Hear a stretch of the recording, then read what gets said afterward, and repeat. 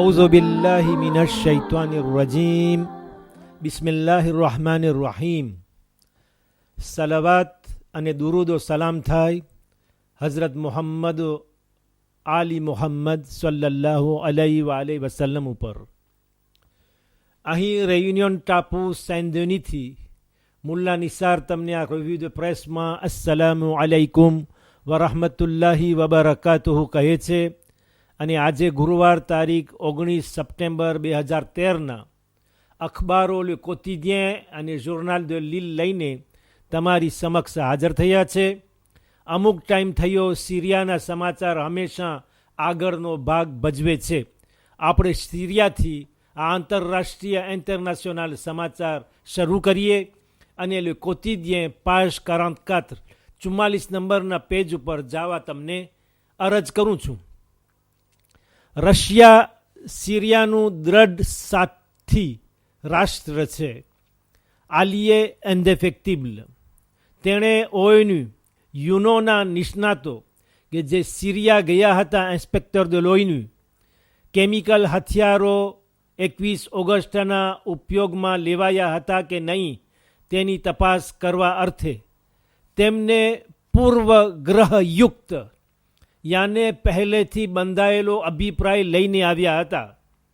પાર્ટીપ્રી કરી હતી અને એક તરફી ઝૂકવાવાળા હતા એવી રીતે રશિયાએ બતાવ્યું છે, જેથી લઈને રશિયા અને અમેરિકા વચ્ચેના ડિપ્લોમેટિક સંબંધોની દોડીને થોડી ટાંટ બનાવી દીધી છે. છતાં કે થોડા દિવસો પહેલાં જ કરાર થયા હતા કે સિરિયા તેના કેમિકલ હથિયારોને સોંપી દેવા કબૂલ કર્યું હતું. રશિયાના વિદેશ ઉપપ્રધાન સેર્ગેઈ રિયાબકોવ કે જે ગઈકાલે સિરિયા આવ્યા, સિરિયામાં દમાસ્કસ ખાતે બશર અલ અસદની મુલાકાત લીધી હતી. ત્યારે બશર અલ અસદે રશિયાનો આભાર માન્યો હતો. તેમનો દેશ સિરિયાને ટેકો આપી રહ્યો છે ભીષણ હુમલા આતાક ફેરોઝ સામે કે સિરિયા તેનો શિકાર બની ગયું છે. આપણે page 44 44 નંબરના પેજ ઉપરમાં જ રહીએ અને ઉપરોક્ત આર્ટિકલની નીચે ઈરાનના સમાચારમાં જોઈએ કે ઈરાની વકીલ નસરીન સોતાદેહ કે જે માનવ અધિકાર droit de l'homme માટે વધુ લડત કરતી હતી, તેમને અને બીજા 13 માણસોને કેદમાંથી છોડી મૂક્યા છે. યાદ રહે કે 2009માં આજથી 4 વર્ષ અગાઉ મહમૂદ અહમદનેજાદના દેશની પ્રમુખ તરીકેની ચૂંટણી બાદ વસ્તીનો અમુક ભાગ રસ્તા પર ઉતરીને હિલચાલ કરી હતી, જેના લીધે હજારોને પકડવામાં આવ્યા હતા, કેટલાકોને કેદ કરવામાં આવ્યા હતા. 2011માં નસરીન સોતાદેહને 11 વર્ષની કેદની સજા મળી અને 20 વર્ષ ઇન્ટરડિક્શન d'exercer son métier એટલે તેનું વકાલતનું કામ કરવા ન મળે 20 વર્ષ સુધી ને 11 વર્ષની કેદ એવી સજા મળી હતી. લે કોતિદિયન લખે છે કે આ બે બહાના છે કે જેના હેઠળ લોકોને ઈરાનમાં સજા આપવામાં આવે છે. તે બાદ તેની સજા ઓછી કરી 6 વર્ષની કેદ આવી અને આજ તેમને આઝાદી મળી ગઈ છે. page 45 નંબરના પાના ઉપર બાજુના પેજમાં ગ્રેસના સમાચાર ગઈકાલે અપાયા હતા. તે મુજબ 20,000 ફંક્શનર સરકારી અધિકારીઓ ગઈકાલે રસ્તા પર પ્રદર્શન અર્થે માનિફેસ્ટેશન કરવા ઉતર્યા હતા, જેમાં વધુ પ્રમાણમાં સ્કૂલના માસ્તરો અને હોસ્પિટલના નોકરો જોવામાં આવ્યા હતા. શાંતિપૂર્વક રસ્તા પર ચાલ્યા હતા, જ્યારે કે 1 જાન્યુઆરી 2014 1 જાન્યુઆરી 2014થી ગ્રેસ યુનિયન યુરોપિયનની પ્રમુખ પદની જગ્યા સંભાળશે. પાછલા પાના ઉપર page 46માં આપણે આવીએ. તમને અમેરિકાના નવીનમાં ત્યાં ખાતે જે ફાયરિંગ ગોળીબાર થયું હતું લખે છે કે આવું નિયમિત અમેરિકા ખાતે થતું રહે છે. અવારનવાર આવું થાય છે. પ્રાર્થના કરવામાં આવી, આંસુ વહાવવામાં આવ્યા અને પછી કોઈ ચીજ બદલી નહીં.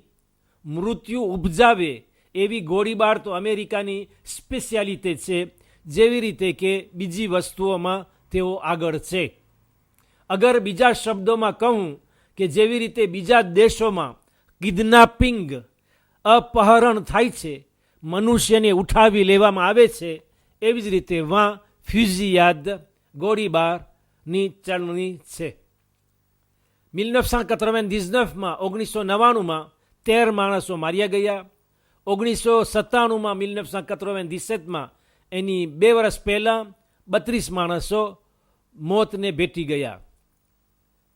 અને એ પછી 2012માં 26 માણસોનું ખૂન થયું, જેમાં 20 તો બાળકો જ હતા. અત્યારે દેશ 2 ભાગમાં વહેંચાયેલું છે, જેવી રીતે કે હંમેશા આવતું રહ્યું છે. અમુક લોકો કહે છે કે નાગરિકને બંદૂક પકડવાનો હક દેવો જોઈએ, એ સિતોયાનો હક છે. અને બીજા કહે છે કે તેના માટે સખ્ત કાનૂન હોવા જોઈએ.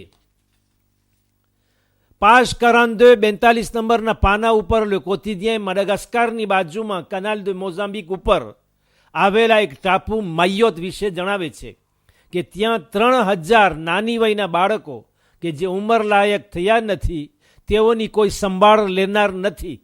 અને જેઓ અને તે લોકો, એ બચ્ચાઓ ત્યાંના વતની નથી, એત્રાંજે છે, બહારના બચ્ચાઓ છે. કોઈ સંભાળ લેનાર નથી, જ્યાં ત્યાં ભટકે છે, ભીખ માંગે છે, રાત કોઈ સ્થળે જઈને પસાર કરી લે છે.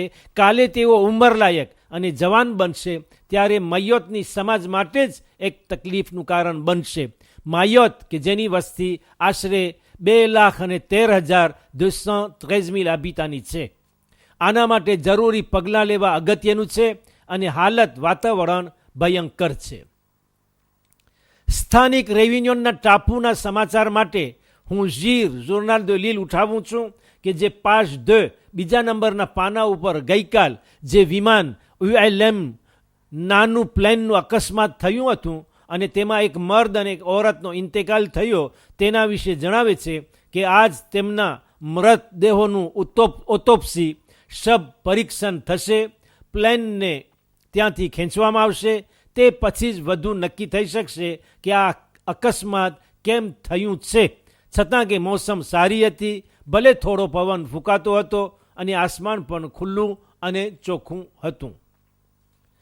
પાજ 6 ઉપર 6 નંબરના પેજ ઉપર લખે છે જોર્નાલ દે લીલ કે અત્યારે દરિયાના મોજાઓ ઉપર પાટિયા ઉપર ઊભા રહીને જે દોડ કરવામાં આવે છે અને જેને સર્ફ કહેવાય છે, surf sport qui consiste à glisser sur les vagues en bord de mer, debout sur une planche. હાલમાં રેવિન્યુન ખાતે Saint-Leu નામનું એક ગામ છે. ત્યાં મજાનું એક પ્લાજ છે અને તે કાંઠામાં Saint-Leu કાંઠે દરિયાનો લાભ ઉઠાવવા સર્ફર, આ રમત રમનાર લોકો ભેગા થયા હતા. પરંતુ ગઈકાલે સરકારે જંદારમાં મોકલી હતી કે તે રમત બંધ કરવામાં આવે. દરિયાનું વાતાવરણ સારું નથી. સર્ફ રોકવામાં આવ્યું અને પાટિયાને તડકામાં સુકાવી દેવા પડ્યા. હંમેશા આવા વખતે તો લોકો નારાજ રહે અને ન બોલવાનું બોલી નાખે. ઝીર જોર્નાલ દે લીલ કહે છે કે જથ્થાબંધ જંદારમાં ત્યાં આવ્યા હતા આ સર્ફને બંધ કરવા માટે. અને જ્યારે કે માણસો શું બોલવાનું હોય અને ન બોલવાનું બોલી દેતા હતા. લે કોતિદિયન એક વાત ટાંકે છે કે કોઈ લોકોએ કહ્યું કે આ જંદારમાં બીજી જગ્યાએ વધુ અસરકારક અને લાભદાયક થશે. બસ આ સમાચાર ઉપર તમે મને રજા આપશો. આજે હું તમારાથી વિદાય થઈ અને કાલે ઇન્શાલ્લાહ શુક્રવાર જુમ્માના દિવસે આપણે મળશું. ત્યાં સુધી ખુદા હાફિઝ અને વાલેકુમ સલામ વરહમતુલ્લાહિ વબરકાતુહ.